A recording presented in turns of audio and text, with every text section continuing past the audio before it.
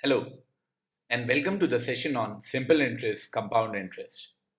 I'm Ravi Handa, and you can provide feedback via Twitter. My Twitter handle is @Ravi Handa. In today's session, we are primarily going to talk about simple interest, compound interest, and growth rates, which are the AAGR and the CAGR. In case you don't know, AAGR stands for Average Annual Growth Rate, whereas CAGR stands for Compounded Annual Growth Rate. Essentially, they are just applications of simple interest and compound interest. The first thing that we need to understand is what exactly is interest and stuff. Basically, the amount that is you have borrowed or you have given to someone is known as the principal amount. Then interest gets added to it over a period of time to make the final amount. Simple interest is calculated by the formula PNR upon 100, where P is the principal which is given or taken, N is the number of years, R is the rate of interest, that divided by 100, whereas compound interest is calculated by a slightly more complicated formula, P into 1 plus R by 100 to the power N minus P. It is also very important to understand why does it happen this way. See, essentially what happens in simple interest is, let's say you give out 100 rupees to someone at 5% simple interest. Then every year he will pay you back 5 rupees as interest for whatever be the period of time. Let's say in the first year he'll pay you 5 rupees.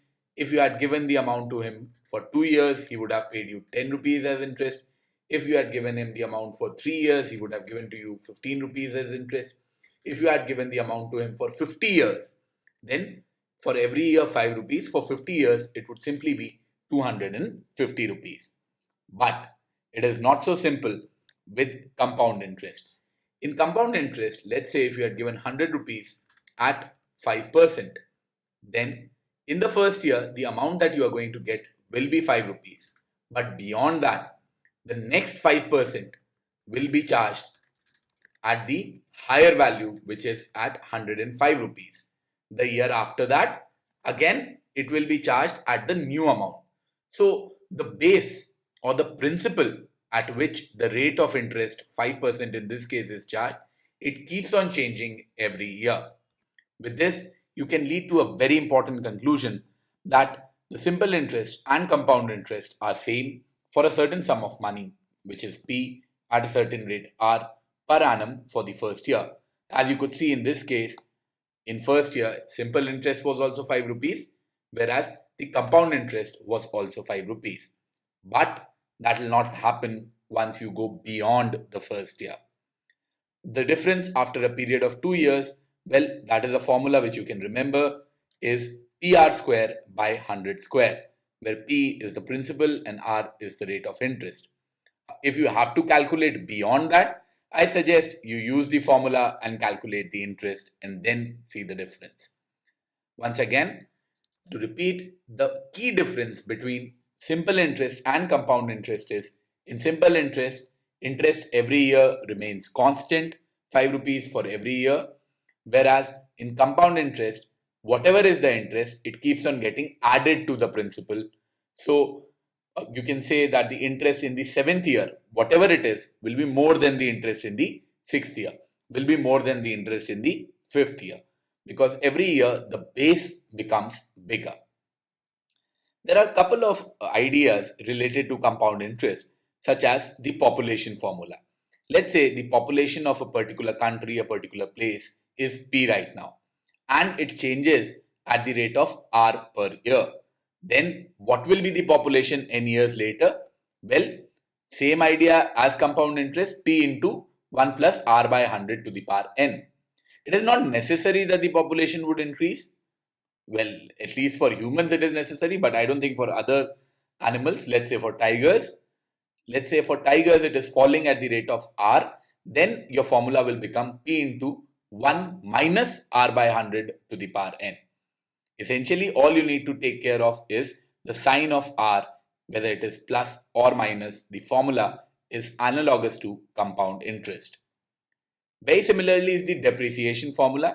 Again, it is the initial value into 1 minus r by 100 to the power n. Say you buy a car which depreciates in value by 10% every year. Suppose you bought the car for 4 lakh rupees. Then after 1 year, it would have depreciated by 10% or it would be 3 lakh 60,000 rupees. Now, after 2 years, what will be its value? Will it be another 40,000 less? No, it will be 10% less of 36,000. That is why I have used the compound interest formula here. So you will subtract 36,000 from 3,60,000 to get 3,24,000. What will be the value next year? Well, now you will have to subtract 32,400 and so on. For these sort of cases, you need to use the depreciation formula, which is given by initial value into 1 minus r by 100 to the power n. Very similarly is the concept of growth and growth rates. I don't think I need to explain you what absolute growth is. Well, whatever is the final value minus the value that you started with, that is the growth. But when you have to calculate the growth percentage, then it is final value minus initial value on the base of the initial value into 100. This formula will give you the growth in percentage terms. Now I come to the two important concepts of AAGR or CAGR. Actually, the average annual growth rate is very similar to simple interest. Let's say if you had earned interest of 50 rupees in 10 years, then what was your average return? Well, 5 rupees, which is what is happening here. Whatever was your growth percentage, you divide it by the number of years, you will get simply your average annual growth rate. In case of CAGR, however, it is not that simple. Here you'll have to do final value minus initial value divided by initial value raised to the power 1 by number of years minus 1. Confused? Well, anyone would be confused if he sees the formula for the first time. But please notice that this formula, final value minus initial value upon initial value and all this is essentially coming from your formula for compound interest, which was P into 1 plus R by 100 to the power N minus P.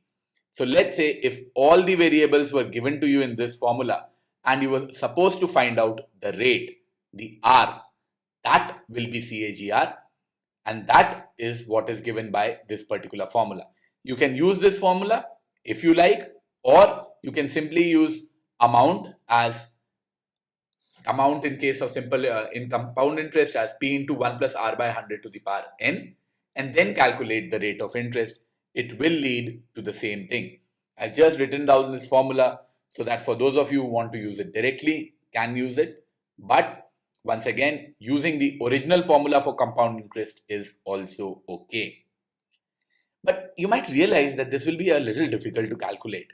How are you going to calculate 1 by 4 or 1 by 7th power or something? That is the reason I have highlighted this very important point. If the time period is more than 1 year, well, if the time period is 1 year, you don't have to do anything. You'll get the CAGR directly. Then CAGR will always be lesser than the AAGR. This can be used for approximating the value of CAGR instead of calculating it. What I mean by this is, let's say you are given a question in which you have to find out the CAGR.